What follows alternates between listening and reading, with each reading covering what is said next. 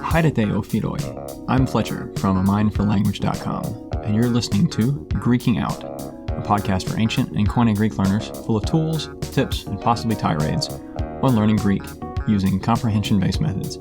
If that isn't familiar to you, check out episode 0, the Manifesto, for more info.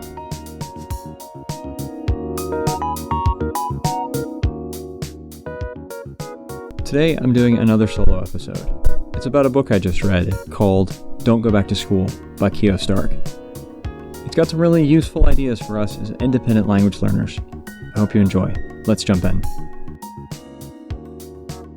Today I want to talk about a book I just read. It's called Don't Go Back to School by Kio Stark.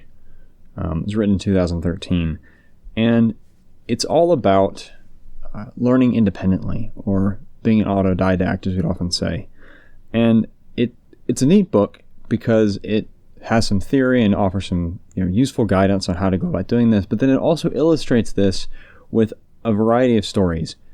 You see, she wrote the book after doing 90 different interviews of different independent learners, and she includes in the book about 20-some of those interviews that she's picked. And they're in a variety of fields, such as the arts or science, technology, etc., journalism.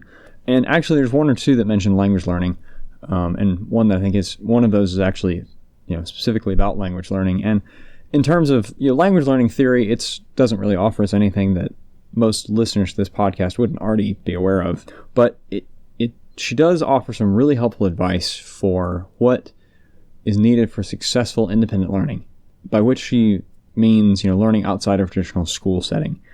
So I want to talk about a few things that I thought was important and just interesting from that book today.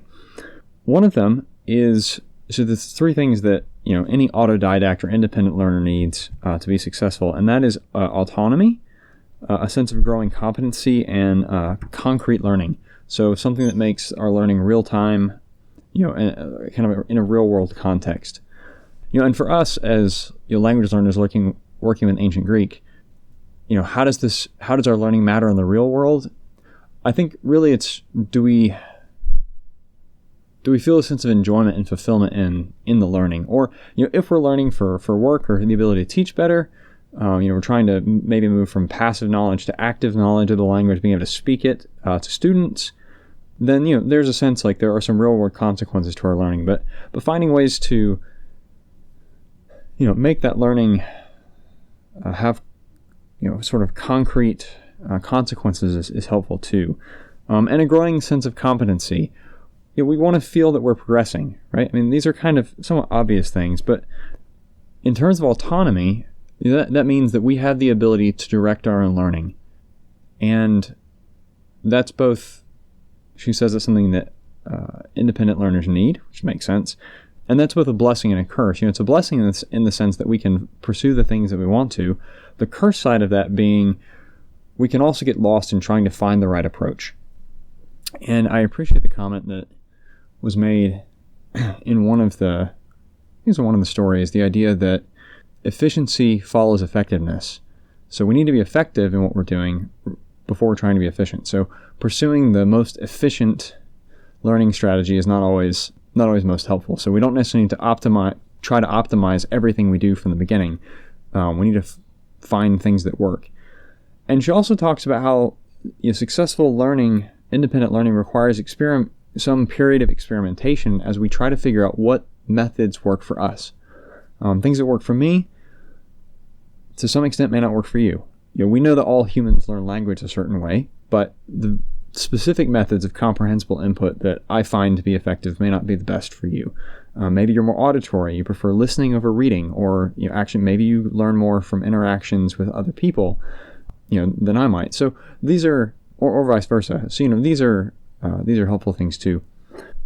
Another thing that was really interesting, I thought, was the idea of there's two general learning paths that we can take. We can either take a structured kind of linear path, and this would be what we see in syllabi or in textbooks, where there's we go in order from beginning to end, moving through a field of knowledge.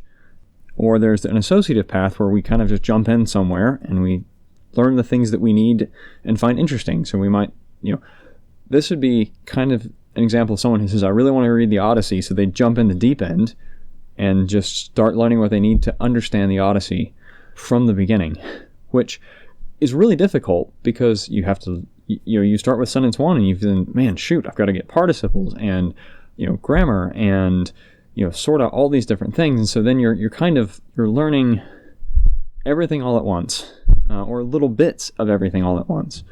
Whereas, beginning with a class or a textbook like Athanase or Thrasymachos or something like that would be a gentler approach. So, in a sense, the associative path in learning ancient Greek is probably going to require a lot more self-discipline and continued motivation, and tenacity and willpower to stick with it, because it's going to be hard.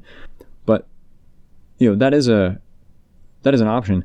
And from another perspective, we could say the associative path means, well, maybe I don't want to follow a traditional order from, say, textbook to Xenophon's Anabasis to, whatever would come after that in a traditional path of, exploring the literature, the actual Greek text. Maybe you find, you really want to read the Gospels, and then after that, you're not interested in the rest of the New Testament, and you want to go jump into Septuagint, or you're saying, well, okay, I've read enough Greek Bible. Now I want to jump into the Church Fathers. I want to jump into the Greek philosophers.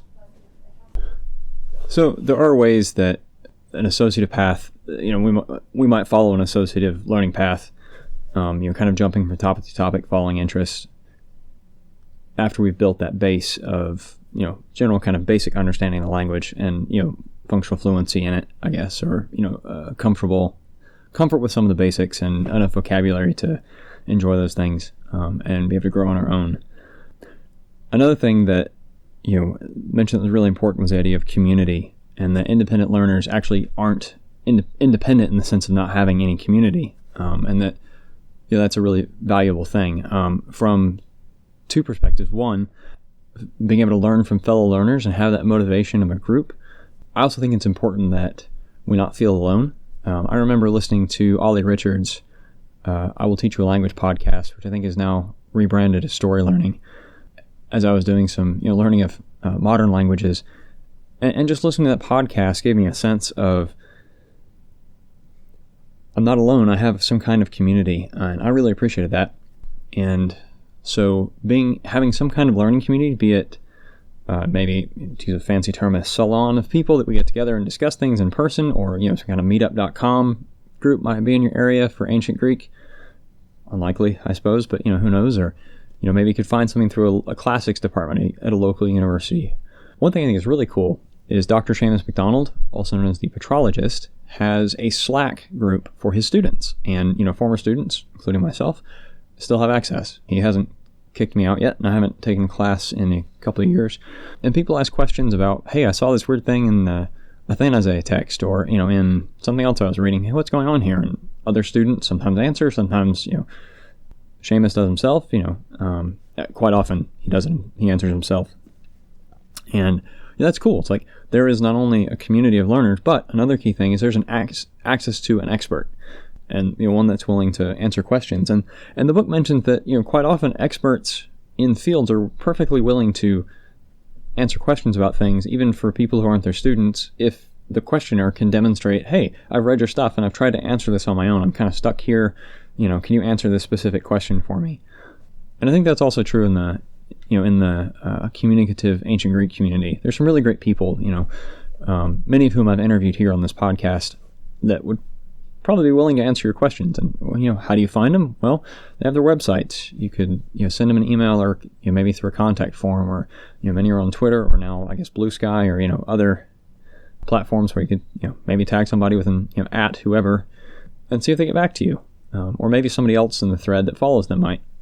So there's a great and fairly generous community, I think, there too. So community is really important, not only for being able to ask and answer questions, but I think the motivation side, helps us feel that we're not alone, and we're likely to, more likely to keep going in that sense, especially when we run into difficulties. And, there's no escaping the fact that learning an ancient language like Greek requires motivation, requires willpower and tenacity. And, is difficult. And so having that extra boost from people, I think, is really, really helpful. And like I've said, sometimes simple things like listening to podcasts in your target language, or people talking about it and how to learn and things like that, such as this one and others, is really a helpful motivational boost. Even if it's not in the language and it's not teaching you directly about it, just being able to hear that can sometimes help you keep going and give you a sense of that community.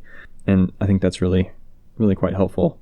Another thing is that communities can provide feedback.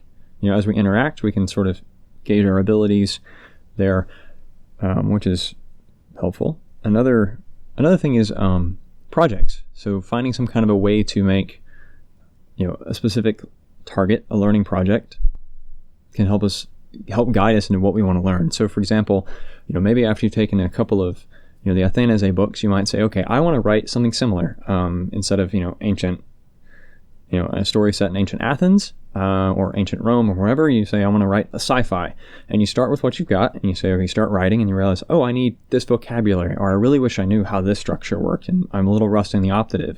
And so as you're working towards the goals of that project, it gives you guidance towards specific skills, specific vocabulary, specific structures you might need to master, or at least look up how to use.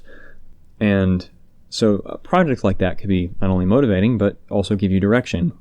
So it's kind of, as we said earlier, that would follow a more associative path, but that could be a really helpful thing. And does it matter if it ever gets published? Not really, but you can do that. And if you're not using copying and pasting from copyrighted materials, then you can throw it out there as potentially a resource for other learners. Or, if your goal is to teach, then you're developing materials you could use later. And again, anything like that that's reasonably good is helpful to others. And sharing that not only helps you get feedback, so you might get critique from people, and generally I think our community is fairly generous, but you'll probably get some of, oh, well, that's not wrong, or, you should have used an optative there, or a subjunctive, and that henne clause should have been an oti, or whatever. You may have to develop a little bit of thick skin to some of that, or just choose to ignore it. But in general, even that is feedback, which is helpful to learning. So we need to thicken our skin up a little bit and take that and say, okay, what do we need to improve? So, even negative feedback is useful, but having a project can help guide us towards something. And, and again, writing an output is one of the 4 language skills that, Paul Nation talks about. And so we need that as part of our learning routine we need that in a balanced learning routine. So that's a great way to do it. Say, hey, I love Lord of the Rings. I'm going to make a Lord of the Rings knockoff, fanfic. Of course, now we're getting to copyrighted stuff, and that could get, who knows, maybe the Tolkien Foundation is going to come after you. But, writing a fantasy in ancient Greek with, dwarves and goblins and elves and things like that. And you know what? You may have to invent some new words, or, look around and come up with some stuff. And so that would be a fun thing and motivating as well. So, yeah, so these are a few key takeaways, I think, from this book. Don't go back to school, that I think are worth talking about. And let me know what you think.